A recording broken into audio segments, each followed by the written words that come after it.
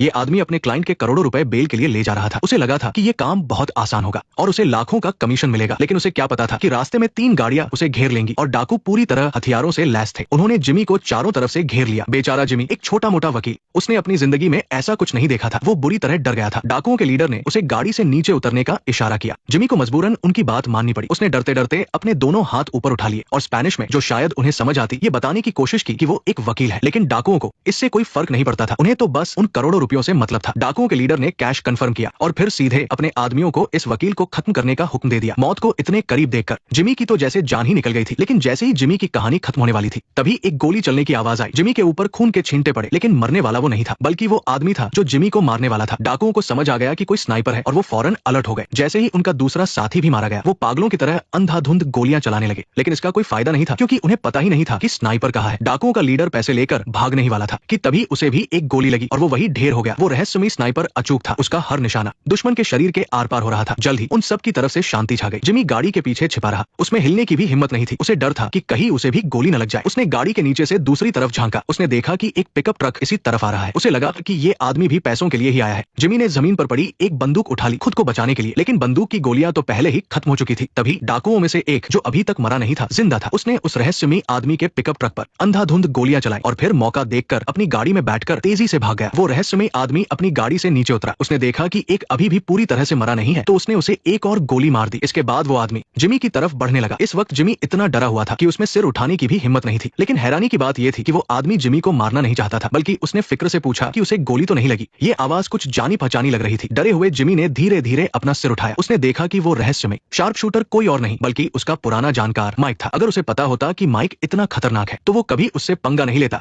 Mic ने डरे हुए जिमी को उठाया और उसे थोड़ा शांत होने के लिए कहा, जब तक वो सब कुछ संभालता है। जिमी ने जैसे तैसे अपने आंसू रोके। माइक ने डाकुओं के शरीर पर बने टैटू के निशान को नोट कर लिया। फिर उसने करोड़ों रुपयों से भरे बैग उठाए और अपनी गाड़ी में रखने के लिए चल पड़ा। लेकिन माइक ने ये बिल्कुल नहीं सोचा था कि भागने वाले आखिरी डाकू ने उसकी गाड़ी के जरूरी हिस्से पर गोली मार दी थी। माइक परेशान था। तभी उसकी नजर जिमी की गाड़ी की चाबियों पर पड़ी। हालांकि जिमी की गाड़ी पर भी कुछ गोलियां लगी थी, पर अच्छी बात यह थी कि माइक ने उसे स्टार्ट कर लिया। लगता है अब दोनों को इसी खटारा गाड़ी से घर जाना पड़ेगा। लेकिन ज्यादा दूर जाने से पहले ही इस गाड़ी ने भी जवाब दे दिया। माइक ने नीचे उतरकर चेक किया तो पता चला कि इंजन पर गोली लगी है। और इससे भी बुरी बात यह थी कि इस सुनसान बॉर्डर इलाके में फोन पर बिल्कुल भी सिग्नल नहीं थे। वो मदद के लिए किसी को बुला भी नहीं सकता था। माइक ने जिमी की गाड़ी की नंबर प्लेट और फिर पेट्रोल की टंकी का ढक्कन निकाला, क्योंकि यहीं पर ट्रैकिंग डिवाइस लगा हुआ था। माइक इसी के जरिए जिमी को बचाने आया था। ये उन लोगों का काम करने का एक आम तरीका था। अपनी पहचान छिपाने के लिए उन्हें गाड़ी को एक गड्ढे में धकेलना था। जैसे ही गाड़ी गड्ढे में गिरने वाली थी, जिमी ने अचानक उन्हें रोक दिया, क्योंकि उसे याद आया कि किम का दिया हुआ दुनिया का दूसरा सबसे अच्छा वकील वाला कप अभी भी गाड़ी में ही है। जब उसने देखा कि कप में गोली का छेद हो गया है, तो जिमी का दिल टूट गया। इसके बाद दोनों ने मिलकर गाड़ी को गड्ढे में धकेल दिया। दुश्मनों से बचने के लिए जंगल में बचने के तरीकों में माहिर माइक ने एक छोटा रास्ता चुना। दोनों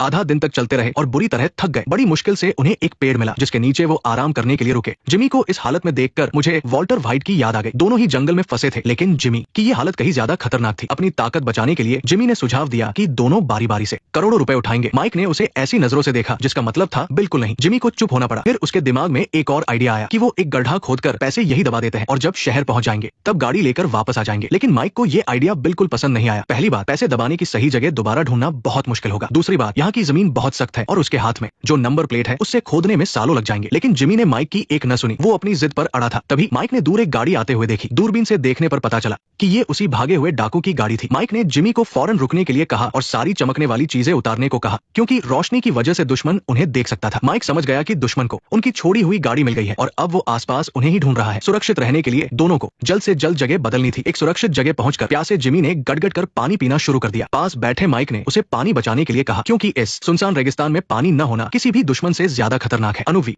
माइक ने पौधों से पानी इकट्ठा करने का तरीका निकाला और फैसला किया कि वो रात यही गुजारेंगे, क्योंकि रात में सफर करना बहुत खतरनाक हो सकता था। जिमी एक ऊंची जगह पर चढ़ गया, ये देखने के लिए कि शायद फोन में सिग्नल आ जाए, लेकिन आखिर में उसे निराशा ही मिली। रात में जिमी शिकायत करने लगा कि उसे तो कब का घर पहुंच जाना चाहिए था। वो जानता था कि इस वक्त किम उसकी बहुत चिंता कर रही होगी। माइक ने उसे दिलासा देते हुए कहा कि चिंता मत करो, हो सकता है वो सोच रही हो कि तुम बाहर कहीं मजे कर रहे हो। लेकिन जिमी ने कहा कि ऐसा नहीं है, उसे पक्का लगेगा कि मैं किसी खतरे में हूँ, क्योंकि किम को इस मिशन के बारे में पता है। जिमी की बातों से माइक समझ गया कि उसने अपनी गर्लफ्रेंड को अपने काम के बारे में बता दिया है। जिमी ने गर्व से उसे ठीक करते हुए कहा, गर्लफ्रेंड नहीं पत्नी। माइक ने पहले तो जिमी को बधाई दी और फिर अंदाजा लगाया कि किम शायद पुलिस को फोन कर देगी। ये किसी भी डरे हुए इंसान का नॉर्मल रिएक्शन होता है, लेकिन जिमी किम को बहुत अच्छे से जानता था। उसने गारंटी दी कि किम पुलिस को फोन नहीं करेगी, बस चिंता करेगी। ये सब सुनकर माइक को अफसोस हुआ कि किम भी अब इस खेल में शामिल हो गई है। किम की सुरक्षा के लिए जिमी ने फौरन किम का बचाव किया और कहा कि उसका इन सब चीजों से कोई लेना देना नहीं है। अगले दिन जैसा जिमी ने अंदाजा लगाया था, किम पुलिस के पास नहीं गई, बल्कि वो खुद को लाओ की वकील बताकर उससे मिलने पहुंच गई। वो चाहती थी कि लाओ उसे बताए कि जिमी पैसे लेने के लिए कहा गया था। पहले तो लाओ इस बात पर गुस्सा हुआ कि जिमी ने ये राज किसी और को बता दिया। नेक्स्ट पार्ट देखने के लिए वीडियो को लाइक करो।